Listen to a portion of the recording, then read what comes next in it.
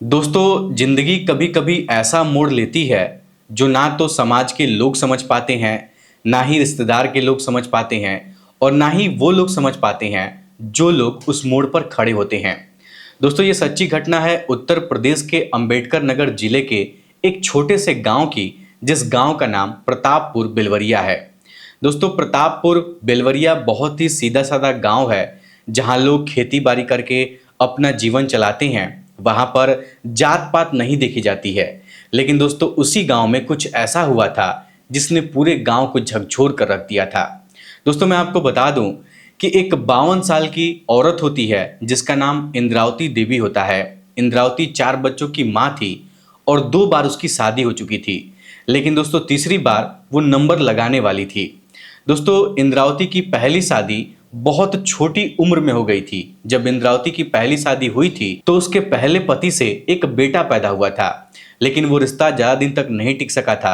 फिर कुछ सालों के बाद इंद्रावती के माता पिता उसी के गांव के रहने वाले एक मेहनती आदमी से इंद्रावती की शादी करवा देते हैं। दोस्तों, उस व्यक्ति का नाम चंद्रशेखर आजाद होता है, जो कि इंद्रावती का दूसरा पति होता है। दोस्तों, चंद्रशेखर आजाद से इंद्रावती के 2 बेटे और एक बेटी पैदा होती है। चंद्रशेखर आजाद बहुत सीधा साधा व्यक्ति था और अक्सर काम के सिलसिले से घर से बाहर शहर में रहता था। दोस्तों, वो व्यक्ति दिन रात पसीना बहाकर पैसा कमाता था और एक एक रुपए इकट्ठा करके अपने घर पर भेजता था, ताकि उसके बच्चे की, उसकी पत्नी की जो जिंदगी है वो हंसी खुशी गुजर सके, उनका परवरिश हो सके। दोस्तों, जब इंद्रावती देवी का पति शहर में पैसा कमाने के लिए रहने लगता है तो इंद्रावती घर पर अकेली पड़ जाती है। उसको अकेलापन सताने लगता है। तभी दोस्तों, एक दिन की बात है, इंद्रावती के पड़ोस का ही रहने वाला एक नौजवान लड़का था जिसका नाम रमेश आजाद था। उसकी उम्र 25 साल थी। रमेश बहुत सीधा साधा लड़का था, खेतों में गांव के लोगों की मदद करता था और इंद्रावती के घर पर अक्सर आया जाया करता था। दोस्तों, इंद्रावती के घर में छोटा मोटा काम कर दिया करता था। तो धीरे धीरे इंद्रावती और रमेश के बीच में बातचीत का सिलसिला शुरू हो जाता है। कभी चाय पीना, तो कभी नाश्ता करना, तो कभी फालतू बैठकर हंसी मजाक करना, घंटों तक बैठकर बातचीत करना। कुछ इस तरीके से ये लोग टाइम पास करना शुरू कर देते हैं। लेकिन दोस्तों, जब इस तरीके से कुछ महीने का वक्त गुजरता है तो कुछ ऐसा होता है जिसकी कल्पना किसी ने नहीं किया था। क्योंकि दोस्तों, किसी ने इस बात पर ध्यान ही नहीं दिया था कि एक 52 साल की बुजुर्ग महिला, एक 52 साल की औरत और एक 25 साल के लड़के के बीच में शारीरिक संबंध या फिर अफेयर जैसा कुछ हो सकता है। दोस्तों, ये बात किसी को हजम ही नहीं हो रही थी कि एक बूढ़ी औरत और एक जवान लड़का दोनों एक दूसरे से प्यार कैसे कर सकते हैं। लेकिन दोस्तों, अगर आप लोग गांव देहात के रहने वाले हैं तो आप लोग मेरी बातों को अच्छे से जानते होंगे, समझते होंगे कि गांव के जो लोग होते हैं उनकी नज़रें बहुत तेज होती हैं। जो बात घर वालों को पता नहीं चलेगी, जो बात घर वालों को नहीं दिखाई देगी, वो चीज़ गांव वालों को जरूर दिख जाएगी। गांव वालों को पहले से ही पता लग जाती है। दोस्तों, यही घटना यहाँ पर भी होता है। गांव वालों को कहीं से भनक लग जाती है कि इन दोनों के बीच में कुछ चल रहा है। तभी दोस्तों, एक दिन की बात है, इंद्रावती और रमेश दोनों इंद्रावती के घर से निकलते हैं, एक साथ मंदिर जाते हैं, मंदिर में पूजा करते हैं और पूजा करने के बाद खेतों में जाकर घंटों तक बैठकर बातें करने लगते हैं। एक दूसरे के कंधे पर हाथ रखकर हंसी मजाक करते हैं। तभी दोस्तों, गांव का ही रहने वाला एक व्यक्ति दोनों को ये सब हरकतें करते हुए देख लेता है और फिर ये बात इंद्रावती के पति चंद्रशेखर आजाद को बता देता है कि भाई, तुम्हारी पत्नी गलत काम कर रही है, उसका अफेयर चल रहा है रमेश के साथ, वो गलत संबंध बना रही है। अब दोस्तों, जब ये बात चंद्रशेखर आजाद को पता चलता है, यानी कि इंद्रावती के पति को पता चलता है, तो वो क्या करता है कि शहर से अपना काम छोड़कर अचानक से अपने घर पर आ जाता है। जब चंद्रशेखर घर पर आ जाता है तो इंद्रावती घर में छुप छुप कर रहने लगती है। बच्चों से ज्यादा बात भी नहीं करती थी, बच्चों से दूरियां बनाकर रहने लगती है। फोन पर किसी से देर तक बातें करती है, धीरे धीरे बातें करती है और एक तरीके से कहा जाए तो इंद्रावती का जो पूरा व्यवहार है वो पूरे तरीके से बदल चुका था। तभी दोस्तों, एक दिन की बात है, इंद्रावती एक अलग कमरे में सोई हुई थी और रात का समय था। वो फोन पर किसी से बातचीत कर रही थी। तो चंद्रशेखर आजाद को लगता है कि उसकी पत्नी उसके पीठ पीछे कुछ गलत काम कर रही है। इसलिए दोस्तों, चंद्रशेखर आजाद अपने कमरे से बाहर निकलता है और फिर अपनी पत्नी के कमरे के पास जाकर खिड़की के पास जब अपना कान ऐसे दीवार में चिपका कर उसकी बात सुनने की कोशिश करता है कि आखिर उसकी पत्नी इतनी रात को धीरे धीरे क्या बात कर रही है, किससे बात कर रही है। हालांकि दोस्तों उसको शक तो हो गया था कि उसकी पत्नी का अफेयर किसी के साथ चल रहा है, लेकिन वो अपनी आंखों से ये सब देखना चाहता था। दोस्तों जब चंद्रशेखर आजाद अपनी पत्नी को बात करता हुआ सुनता है और जो बात उसके कानों में सुनाई देती है, वो बात सुनकर उसके पैरों तले जमीन खिसक जाती है। दोस्तों चंद्रशेखर आजाद सुनता है कि उसकी पत्नी फोन पर किसी से धीरे धीरे बातचीत कर रही है और उससे कह रही है कि तुम परेशान ना हो, बस कुछ दिन की बात है, कुछ दिन के बाद सब कुछ खत्म हो जाएगा, सभी लोग हमारे रास्ते से हट जाएंगे।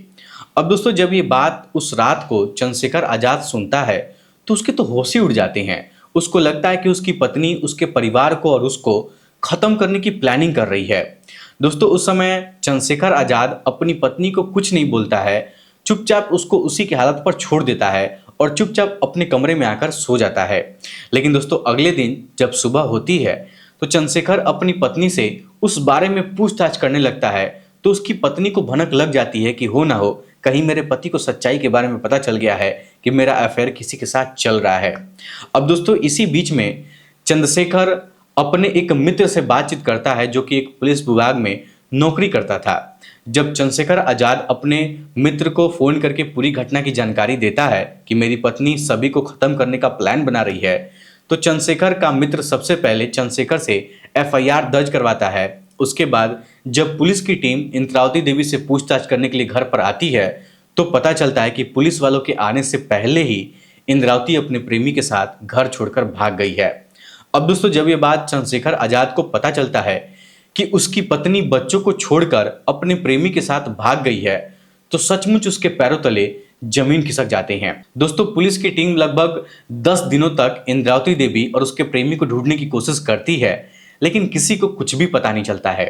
लेकिन जब 15 दिन का वक्त गुजर जाता है तभी गांव वालों को एक खबर मिलती है कि इंद्रावती देवी अपने प्रेमी के साथ गोविंद साहब मंदिर में जाकर शादी कर चुकी है, उसको वरमाला भी पहनाई है, उसके नाम का सिंदूर भी लगाई है और इस तरीके से ये लोग शादी कर चुके हैं। अब दोस्तों जब ये बात गांव वालों को पता चलती है और जब ये बात उसके पति यानी कि चंद्रशेखर आजाद को पता चलती है तो दोस्तों उसके तो होश ही उड़ जाते हैं। दोस्तों इंद्रावती देवी के बच्चों का रो रो कर बुरा हाल हो जाता है। लेकिन दोस्तों जब ये बात मीडिया वालों को पता चलता है कि एक 52 साल की महिला, एक 55 साल की महिला, इसी के आसपास उसकी उम्र रही होगी, एक 25 साल के लड़के से भागकर शादी कर ली है, तो दोस्तों मीडिया वाले क्या करते हैं कि अपना माइक और अपना कैमरा लेकर इंद्रावती देवी के पास पहुंच जाते हैं और उनके सामने सवालों का बौछार करना शुरू कर देते हैं। तब दोस्तों इंद्रावती देवी मीडिया वालों के सामने कहती हैं कि मैं सिर्फ और सिर्फ प्यार की हूँ, इसमें उम्र की कोई लेन देन नहीं है, इसमें उम्र का कोई लेना देना नहीं है, उम्र देखकर प्यार नहीं किया जाता है, मुझे तो बस ऐसे ही प्यार हो गया है। लेकिन दोस्तों जो इंद्रावती देवी का पति है चंद्रशेखर आजाद, वो अपनी पत्नी के ऊपर आरोप लगा रहा है। वो कह रहा है कि मेरी पत्नी प्यार के आड़ में मुझे और मेरे बच्चों को खत्म करना चाहती थी, खत्म करने की साजिश रच रही थी। मेरी पत्नी अपने प्रेमी के साथ मिलकर मुझे और मेरे बच्चों को मारना चाहती थी। फिलहाल दोस्तों पुलिस वाले और मीडिया वाले इंद्रावती देवी से पूछताछ कर रहे हैं, लेकिन दोस्तों इंद्रावती देवी अपने प्रेमी के साथ अपना जीवन बिताना चाहती है, उन्हीं के साथ जीवन भर रहना चाहती है और अपने बच्चों को छोड़कर उनके साथ रहना चाहती है। फिलहाल दोस्तों आज भी और अभी भी इंद्रावती और उसका प्रेमी दोनों एक साथ हैं, लेकिन गांव समाज के लोग, घर परिवार के लोग, रिश्तेदार के लोग इन दोनों को घर से अलग कर चुके हैं। ये दोनों गांव से, समाज से अलग रह रहे हैं। ना तो इनका समाज साथ दे रहा है, ना ही इनका परिवार साथ दे रहा है, ना ही इनके बच्चे साथ दे रहे हैं और ना ही इनका रिश्तेदार साथ दे रहा है। दोस्तों इंद्रावती देवी के बच्चे भी मन बना चुके हैं, इस बात को मान चुके हैं कि वो उनकी माँ नहीं है बल्कि वो उनकी सौतेली माँ है। उसको माँ कहने से इनकार कर चुके हैं, उनको शर्म लग रही है कहने से कि वो हमारी माँ है। दोस्तों आजकल हमारे समाज में पता नहीं लोगों को क्या हो गया है, जिसको देखो वही उल्टा सीधा काम करने में लगा हुआ है। कोई 50 साल की बूढ़ी औरत किसी लड़के के साथ भाग जा रही है, तो कोई अपने प्रेमी के साथ मिलकर पति की हत्या करवा दे रही है, तो कोई ड्रम वाला कांड कर दे रहा है, तो कोई कुछ और ही कांड कर दे रहा है, कोई अपने प्रेमी के साथ मिलकर भाग जा रहा है। पता नहीं क्या क्या आजकल के ज़माने में, आजकल के टाइम में ऐसे खबर सुनने को मिल रहे हैं। और दोस्तों आजकल ना पिछले कुछ महीनों से ऐसे ऐसे मामले सामने आ रहे हैं जिसको सुनकर आप लोग की रूह भी कांप जाती होगी। शायद दोस्तों इसी को कलयुग कहा गया है या फिर कलयुग की अभी शुरुआत है, ये तो मुझे नहीं पता है, लेकिन अंदाज़ा लगाया जा सकता है ऐसी घटनाओं से कि अब कलयुग की शुरुआत हो चुकी है। लेकिन दोस्तों ऐसा लग रहा है ना कि आने वाले समय में ऐसी ऐसी घटनाएं घटित होंगी, ऐसी ऐसी घटनाएं देखने को मिलेंगी जो इंसान अपने सपने में भी नहीं सोचा होगा। दोस्तों इस घटना को सुनने के बाद आप लोग क्या कहना चाहेंगे? अपनी राय हमें कमेंट बॉक्स में जरूर बताइएगा। फिर आज के इस वीडियो में इतना ही। वीडियो पसंद आए तो वीडियो को लाइक, चैनल सब्सक्राइब जरूर करिएगा। आप सभी लोगों का बहुत बहुत धन्यवाद।